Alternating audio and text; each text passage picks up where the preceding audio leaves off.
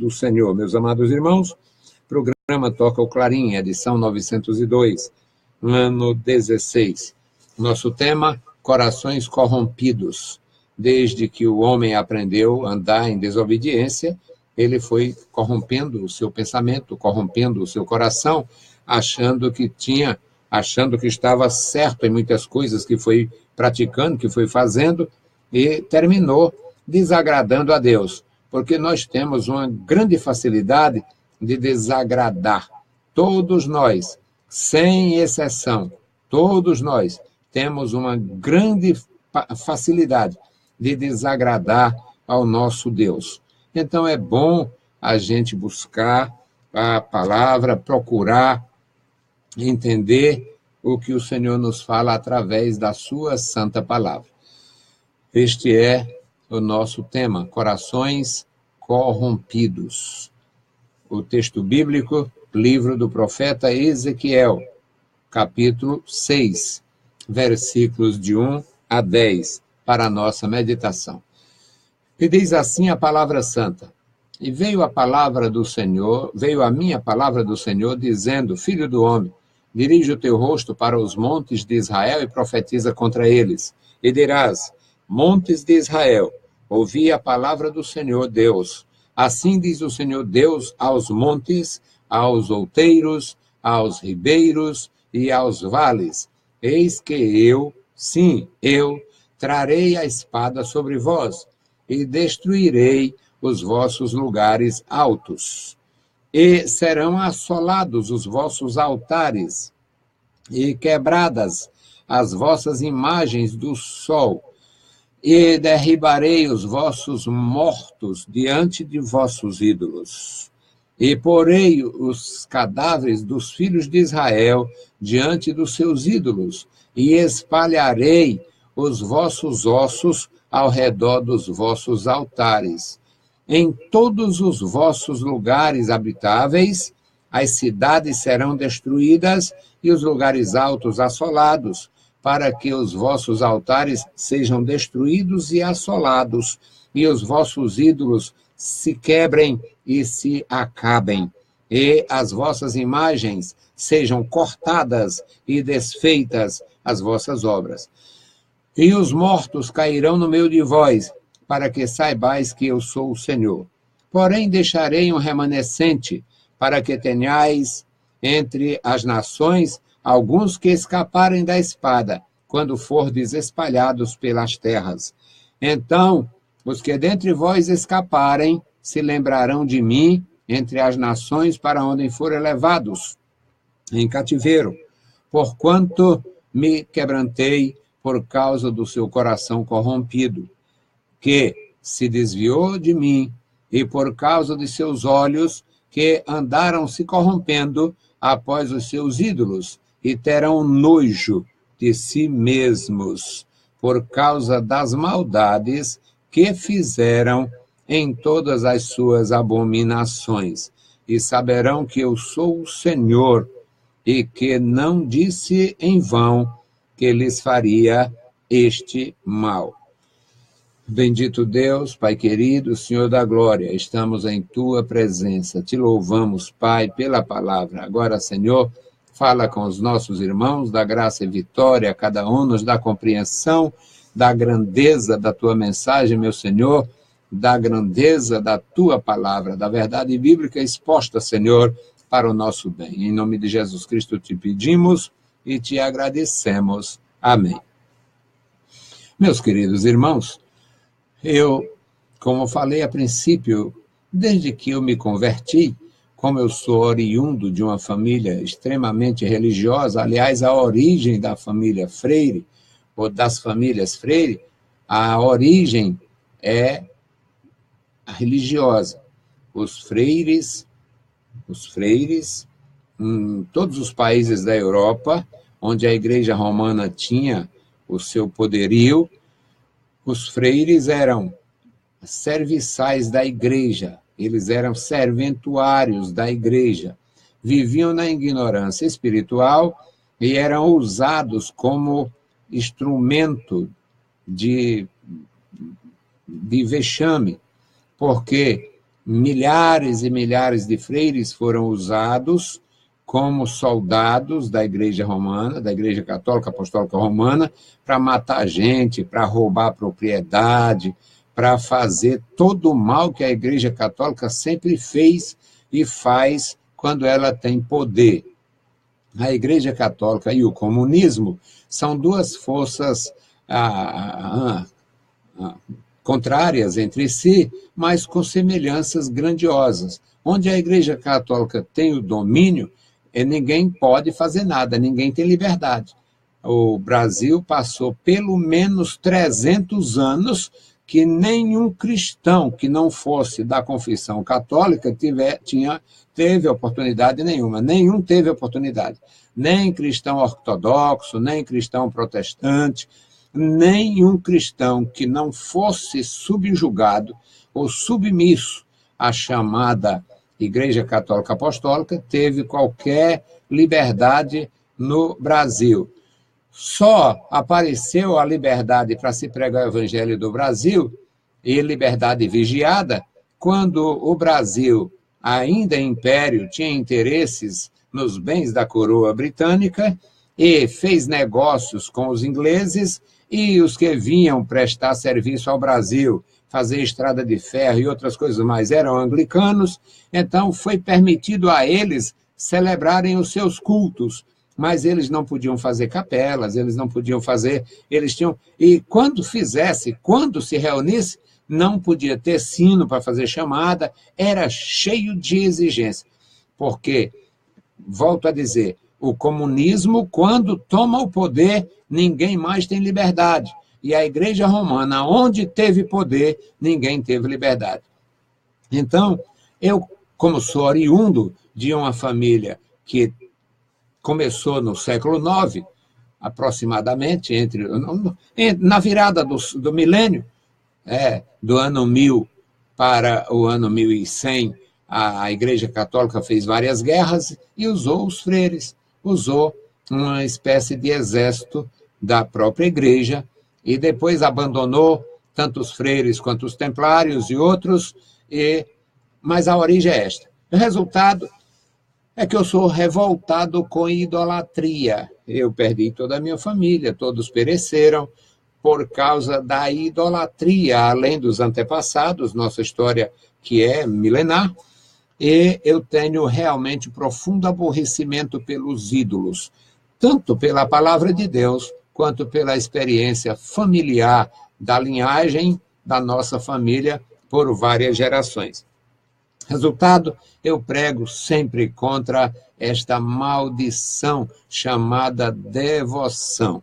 E uma vez eu peguei um carro de som e andei por esse conjunto do Ceará todo, pregando que a idolatria, houve um estupro por aqui, mataram alguém, e eu peguei o carro de som e fui anunciar, idolatria é pior do que estupro.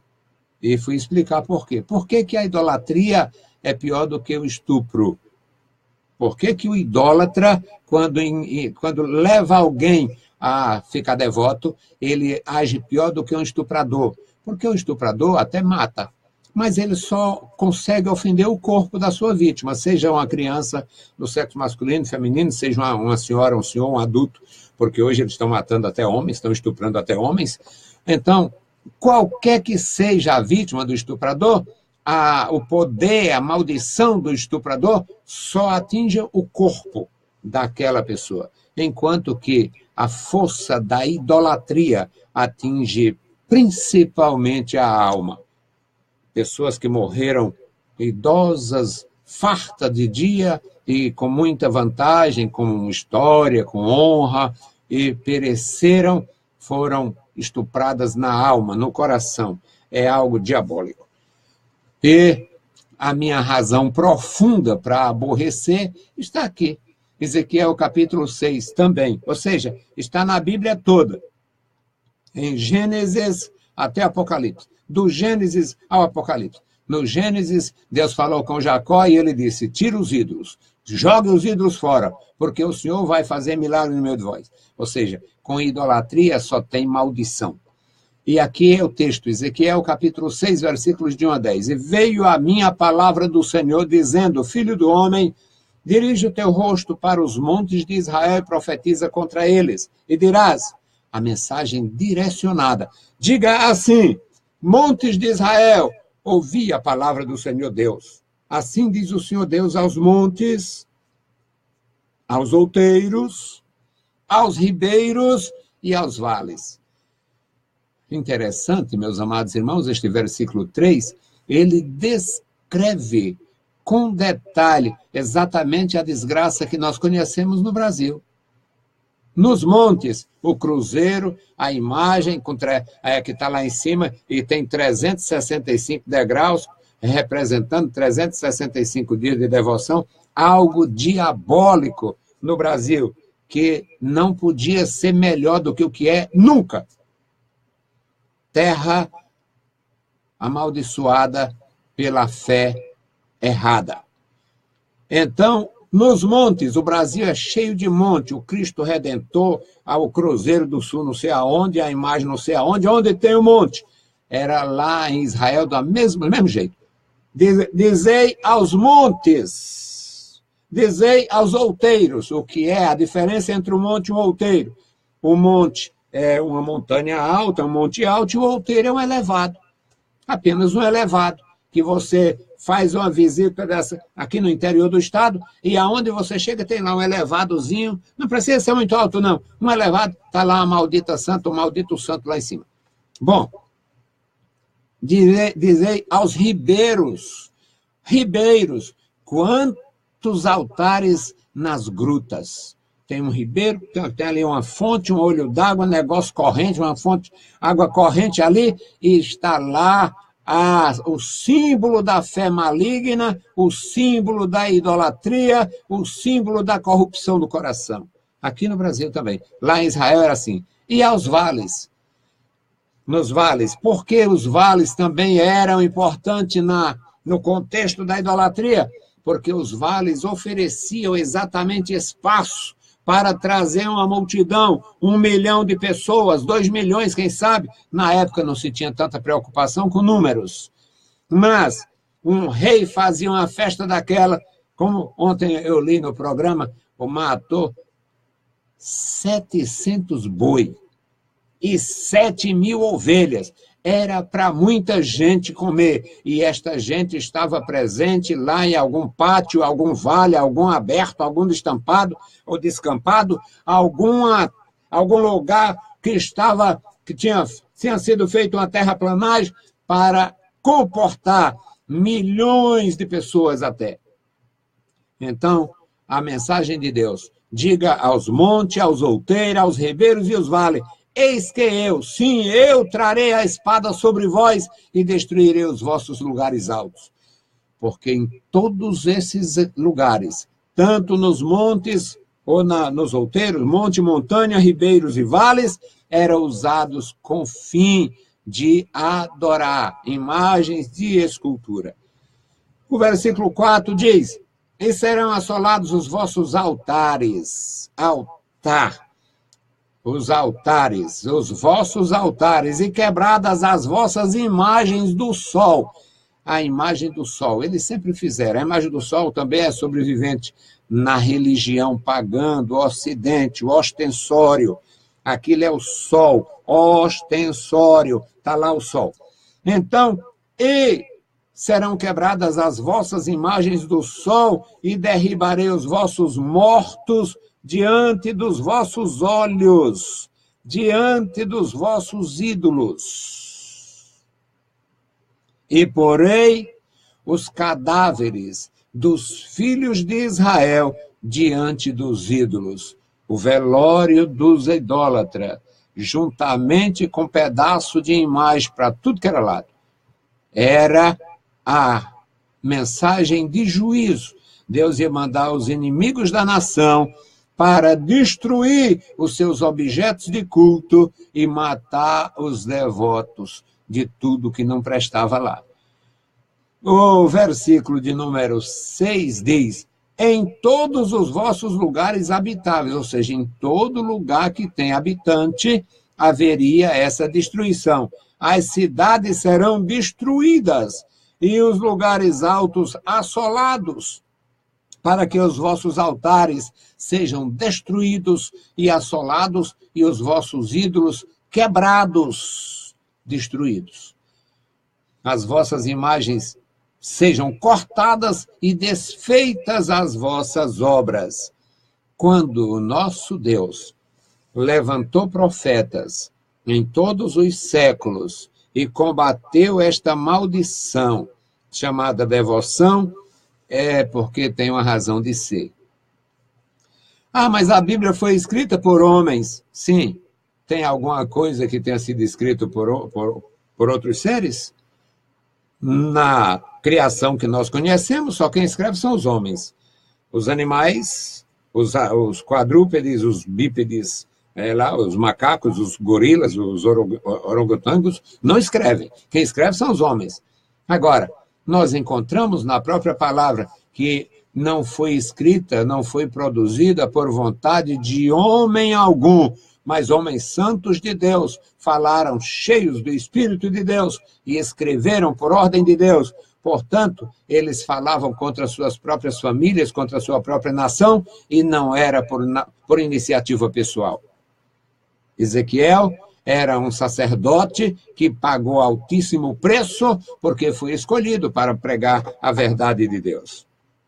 No versículo 7, meus amados, diz: e os mortos cairão no meio de vós, para que saibais que eu sou o Senhor. Ou seja, Deus não se deixa escarnecer.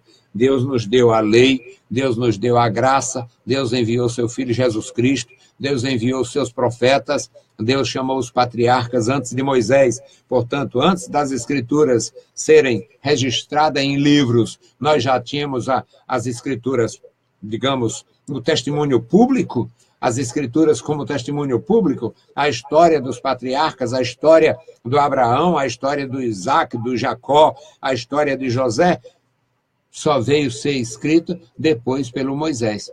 Mas quanta história antes de Moisés! E toda essa história, meus amados irmãos, ela tem um apelo espiritual para que a gente tenha dedicação ao Senhor, adorar o Senhor, honrar o Senhor, servir o Senhor, louvar o Senhor, bendizer o Senhor. Satanás é um grande imitador e fez o mundo amar a senhora, bendizer a senhora, inventar a senhora, inventou a senhora e está cantando a senhora, e tem homens importantes cantando que toda senhora é mãe de Deus. E eu não sei que maldição é esta, porque as pessoas acreditam. Resultado, a mensagem de juízo: os vossos mortos cairão no meio de vós, para que saibais que eu sou o Senhor. Mas o nosso Deus, cheio de misericórdia, cheio de amor, mesmo no juízo, ele tem uma esperança, ele aponta uma saída, ele mostra uma luz, ele dá um fio, ele expõe um fio de esperança. O versículo 8 diz: porém deixarei um remanescente, remanescente é resto, deixarei um remanescente para que tenhais entre as nações alguns que escaparem da espada, quando forem espalhados pelas terras. Deus queria fazer aquelas pessoas que iam perder sua família, perder sua casa, perder sua própria vida, em parte, e eles iam ser aprisionados, escravizados e levados para outras nações. Deus queria que eles fossem para lá na condição de escravos, de serviçais, de eunucos, para que pudesse se inteirar e falar do amor de Deus. No versículo 9 diz: então os que dentre vós escaparem, se lembrarão de mim entre as nações. Se lembrarão de mim entre as nações para onde foram levados em cativeiro. Cativos. Ou seja, o povo especial levaria a má sorte de se tornar escravo. Teriam a experiência de serem escravizados. Mas o Senhor diz: porquanto me quebrantei por causa do seu coração corrompido, mesmo o coração corrompido, e Deus ainda, na sua misericórdia, poupou muitos deles.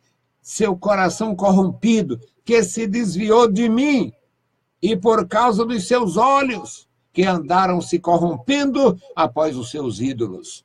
Meus queridos irmãos, não existe algo pior do que a idolatria. Todo pecado é diabólico, todo pecado é cruel. O assassinato, o roubo, a fraude, a mentira, todo pecado tem uma consequência. O sujeito é imoral, idólatra, é pecador de todas as formas, adúltero, aí deixa a doença para os filhos. O filho nasce doente, o neto nasce doente, o neto nasce cego por causa da sífilis do avô. Consequência do pecado. Todo pecado tem consequência. O pior de todos é a idolatria, porque destrói a comunhão com Deus e destrói a esperança futura, elimina a esperança da vida eterna. O sujeito morre cheio de honra e de glória para ser sepultado no inferno. A idolatria é algo terrível. Ainda no versículo 9, o recado de Deus através de Ezequiel: eu me quebrantei por causa do seu coração corrompido, que se desviou de mim, e por causa dos seus olhos, que andaram se corrompendo após os seus ídolos. E eles terão nojo de si mesmo, por causa das maldades que fizeram. Já pensou? Quantas pessoas já teve essa experiência, ficar com nojo de si mesmo por causa de algum mal perpetrado? Agora, esses devotos com nojo do seu culto diabólico, com nojo das suas práticas imundas, que desprezaram o Deus verdadeiro, a verdade bíblica, a revelação divina, e abraçaram a aberração espiritual. O versículo 10 e último diz: e saberão que eu sou o Senhor, e que não disse em vão que traria este mal, que faria este mal, que corrigiria, que castigaria estas maldades. Meus queridos irmãos, meus queridos ouvintes, não acredite em mensagem que negue o juízo de Deus. O nosso Deus é amor e é justiça. A sua palavra é santa e verdadeira. O que Deus diz a mim, diz a todos. O que a Bíblia Sagrada diz ao judeu, diz ao gentil. Que Deus abençoe a você. Se você já está ausente da devoção, se você já está fora da devoção, procure confessar Jesus Cristo, amar Jesus Cristo, se aproximar de Jesus Cristo pela fé. Se você ainda é cativo da idolatria, procure ver qual a palavra tem mais valor, se é a palavra do Senhor Jesus ou a palavra de um religioso perverso que tem as práticas mais abomináveis possíveis, além da idolatria. Geralmente corrompido moralmente, abraçaram todo tipo de corrupção moral, se esconde debaixo de suas vestes brilhantes as mais imundas práticas e vai iludindo você, conduzindo você para a perdição. Se você já descobriu pelas Escrituras que olhar para os ídolos é pecado, volte-se para o Senhor com todo o coração. Se você ainda não fez isto, compare a palavra de Deus com a palavra dos homens e veja quem mais vale, veja quem mais tem razão, veja quem pode garantir a sua vida.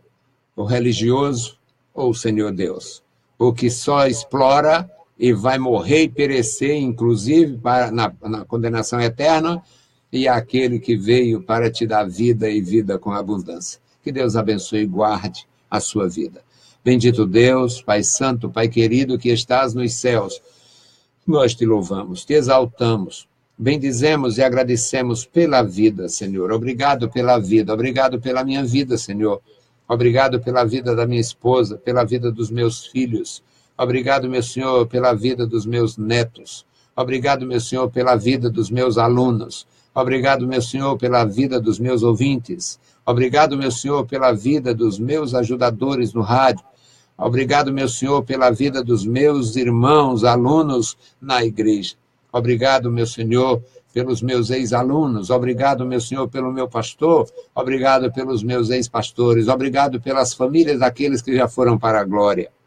Querido Pai, desperta a tua igreja para proclamar o Evangelho de Jesus Cristo, o amor profundo e o juízo real. Amado Senhor, Deus misericordioso, tem misericórdia de mim e de nós. No maravilhoso nome de Jesus Cristo nós te pedimos e te agradecemos. Amém. Saudamos a todos com a paz de nosso Senhor Jesus Cristo. Se o Senhor permitir, voltaremos na segunda-feira com mais uma conexão da Rádio Metropolitana e o Face.